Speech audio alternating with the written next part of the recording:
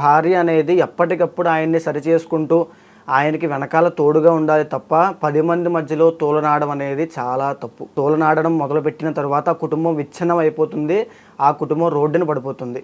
ఎలాంటి సమస్యలు వస్తాయి అంటే ఆ కుటుంబానికి గౌరవ మర్యాదలు అందవు. ఒక భార్యే భర్తకి గౌరవం ఇవ్వలేనప్పుడు బయట సమాజం భర్తకి ఆ వ్యక్తికి గౌరవం ఇస్తుందా? తరువాత పిల్లలు గౌరవం ఇస్తారా? ఇవ్వరు. ఎలా అయితే ఆ గౌరవ మర్యాదలు కుటుంబ సభ్యులే తీసేస్తారో అలాగా కుటుంబ గౌరవం అంతా కూడా రోడ్డున పడిపోతుంది. వాళ్ళకి గౌరవ మర్యాదలు ఉండవు, కీర్తి ప్రతిష్టలు రావు, తద్వారా ఐశ్వర్యాన్ని హరించుకుపోయి ఐశ్వర్యహీనులైపోతారు. ఎక్కడైనా సరే శాస్త్రంలో భార్యాభర్తల అనుబంధం గట్టిగా ఉంటే వాళ్ళు ఎంతటి సమస్యనైనా దాటుతారు, ఎదుర్కోగలుగుతారు. సో అలాంటి శక్తి భార్యాభర్తల అనుబంధానికి ఉంది. సో ఇది శాస్త్రం చెప్పినటువంటి నిజంగానే ఒక భర్తని తోలనాడేటువంటి స్త్రీయే కాదు.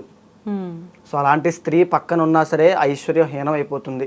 అలాంటి స్త్రీని ఎవరు పెళ్లి చేసుకోవాలని కోరుకోరు. పెళ్లి చేసుకున్న తర్వాత కూడా వాళ్ళకి ఏ అదృష్టాలు కలిసి రావు.